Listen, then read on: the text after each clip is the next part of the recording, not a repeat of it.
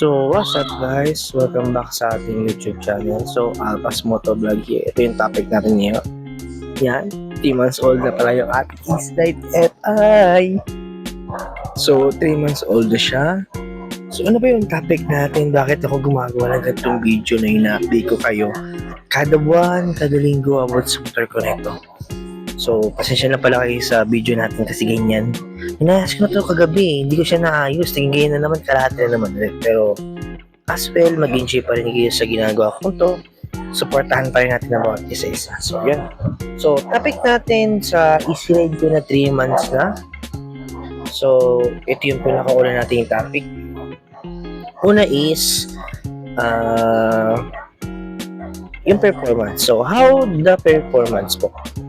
So, performance, yung natin topic. So, sa performance ko sa kanya, for me, no, hindi naman kasi ako ganun ka-arte at wala pa percent pong scooter ito. Pero, medyo delay siya sa RPM, like 4K RPM siya bago umarangkada.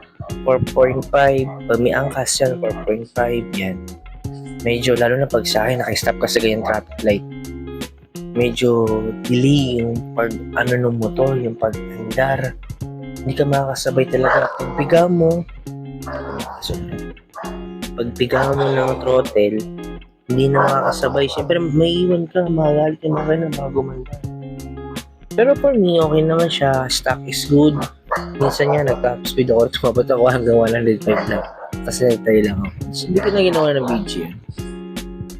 So for me, goods na yung ganung itong stock CVT natin. Kasi sayang pa nag-upgrade tayo ng CVT. Tapos luluma din naman. So, sayang yung stock. So, ngayon, base mo tayo sa stock. Kasi yung stock naman niya, goods naman wala kang masasabi. Pero may konti siyang upgrades. So, payo ko sa inyo guys, kung gusto nyo mag-upgrade ng konti sa stock CVT natin, pwede yung napapanood ko sa mga magagaling natin mag-setup ng CVT ng motor sa Eastlite FI is yung pliable daw niya, clutch spring, center spring, yun yung mga mini upgrade. So yes, may konti siyang ganda sa motor, pero hindi naman siya ganun talaga totally ka potential lang ganda.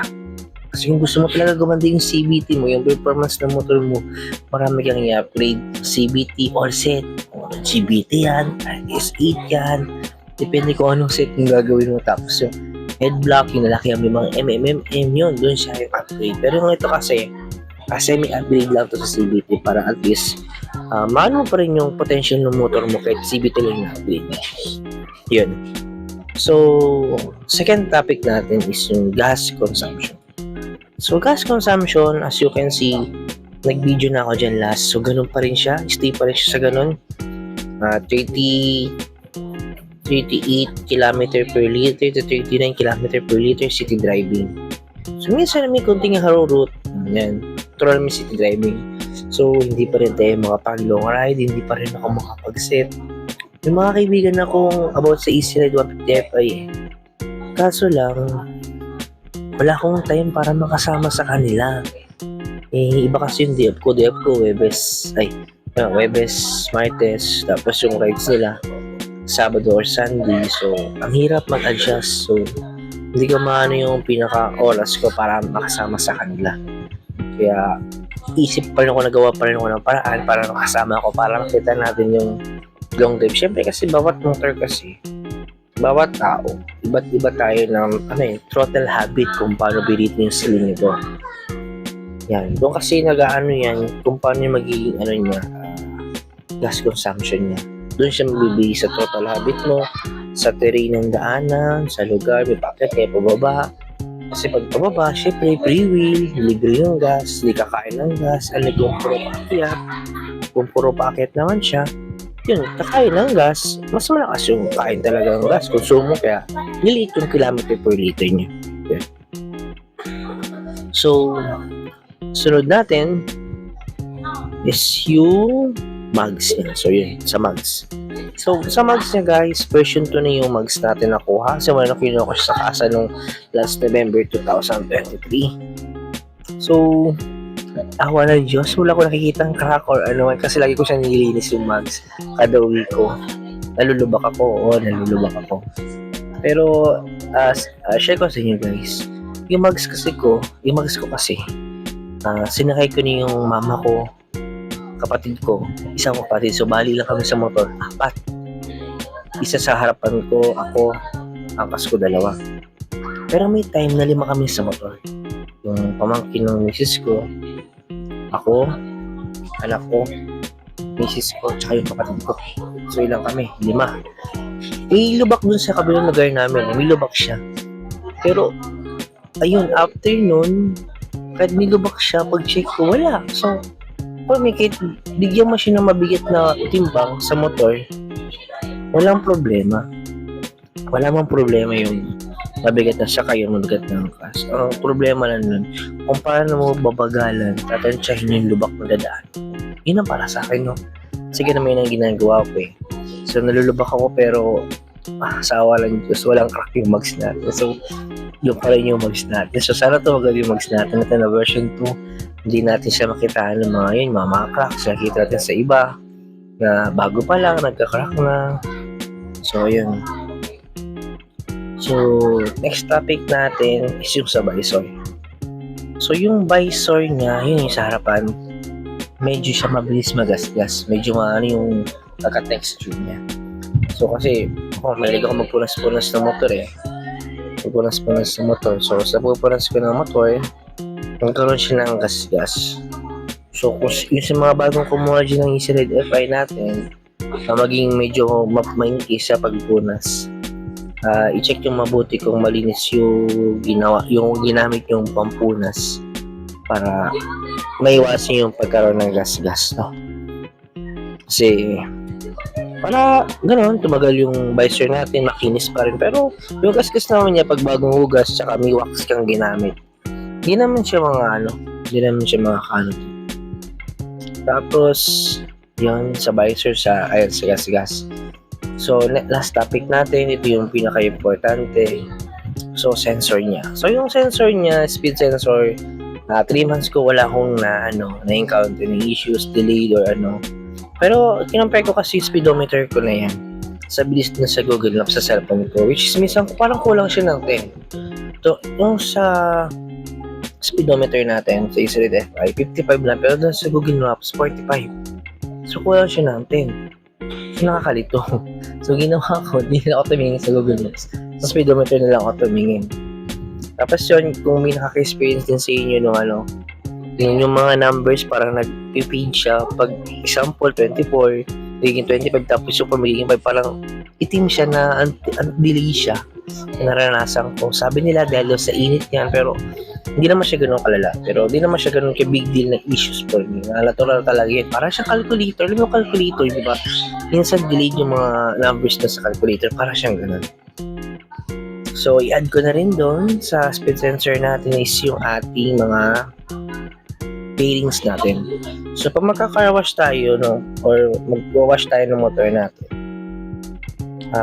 after natin brushin lahat, sabunin lahat, so, kailangan natin siyang tuyuin. Hindi natin siya pwedeng hayaan na matuyo siya mag-isa. Kasi, tawag dito, yung gilid ng pairings natin, sa may bandang gilid. Yan. Pipicture lang ko siya. So, ayun yung picture niya. Yan, yung tatlong may box na yan. Pagitan ng sa may bandang like sa may tubig. So, kailangan tutuyuin siya kasi ini-stackan siya ng tubig. So, pag na-stack yung tubig, may di maging cause sa loob ng pairings na yun. Siyempre, nakabit sa pagal. So, pwede siya magkaroon ng kalawang.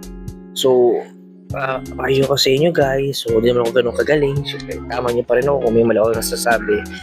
After natin mag-car wash ng ating motor, mag-motor wash, tuyuin natin siya hanggat maaari. Para yung mga stock kasi na mga tubig yan sa mga bawat gilid ng pairings natin, mawala kasi pwede siya mag-cause ng kalawang. No? Kaya yun, pag magka-car wash tayo, pasok yung self-car wash na natin, yung linis ng motor natin para mas mapunasan natin siya. Mas pangalagaan natin yung kalawang kasi magpapakarawash tayo. Yan, pag nagpakarawash ka, malakas yung tubig, yung pwesa, speed sensor, yung mga wirings dun sa pinakailalim, yung throttle body, mga wiring nun, mabasa. Diba? Mas mas mapapagas tayo, mas masisira. Kung tayo naglilinis, mamimintin mo yung lakas ng tubig, sakto lang yung tubig. So, hindi maiiwas yung pagkasira. Tsaka yun, ano ko ulit, punasan natin yung motor natin pagkatapos natin siyang paliguan para maiwasan yung karoon ng kalawang, lalo na sa loob ng mga paintings kasi nakabit yan sa body, sa bakal. So, in the meantime, pag tumagal, syempre pag tumagal siya ng years o ilang years, yung kalawang lumaki, pwede siyang magkosta, pwede siyang maputo. So, hanggat maaari, ngayon pa lang, maaga pa lang, maiwasan natin yung mga ganong cost. Pagka-car wash, punasan natin siya mabuti. Ayun yung ginagawa ko sa akin after car wash. Pahinga ng konti, punasan ko mabuti. Habang punasan ko maandar yung motor kasi, syempre, inispray ako yung throttle body. Binabasa ko yung throttle body banda. Kasi may alikabok siya. Inispray ako siya ng tubig na hindi ganun kalakasak ng tubig lang. Kasi, ayaw kung maano yung throttle body, maalikabukan, papatikan, ganyan. Inano ko siya ng tubig. Tapos yun pala yung taga side block ko. Ngayon, may moist na lang siya. Buti, wala na siyang tagas.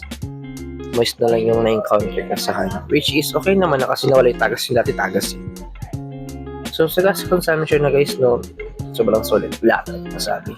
Then, add ko na lang yung looks niya. So, sa looks ng Easy Ride 150 Fi natin, ako, dami napapatanong. Ang dami napapalingon, ang daming napapaisip. Bakit? Bumili ako pandesal. Hindi matanda. Ano yung mga mo bro? Hindi siya NMAX. Hindi siya parang labas ng NMAX. Nung napitan ko, EDB ba yan? Sabi ko na lang, hindi ko yan, Motostar. Wah, parang iba siya, no? Parang, alam mo yung mas maganda yung direction style kasi sa NMAX. EDB, ay hindi ba siya EDB ko yan? Naranasan ko minsan may napapatanong, alam mo yun ba, ang feeling, ang ano sa pakiramdam mo na kahit hindi ganun branded yung motor mo. Napapatanong sila, ano mong motor yan? China lang. Hello, baby, nag-record si Papa dito. Ano yung gusto, bakit? Ha? Halika. So, yun guys, hanggang dito na lang yung video natin. Maraming salamat sa suporta. So, stay safe. Stay ride pa rin sa ating mga naka-Easy Ride 150 Fi. So, maraming salamat sa suporta. Sa mga naka-Easy Ride 150 Fi dyan, lagi tayo mag-iingat. Stay safe, ride safe sa atin sa mga long ride natin. Makikita-kita rin. Yes, alam mo, makikita-kita talaga. So, maraming salamat pa rin. So, ito pa rin ang Alpas Motovlog. So, meron tayong page na Alpas Motovlog, TikTok na Alpas Motovlog. Tapos, itong video natin, YouTube video na Alpas Motovlog. So, maraming salamat sa support ka.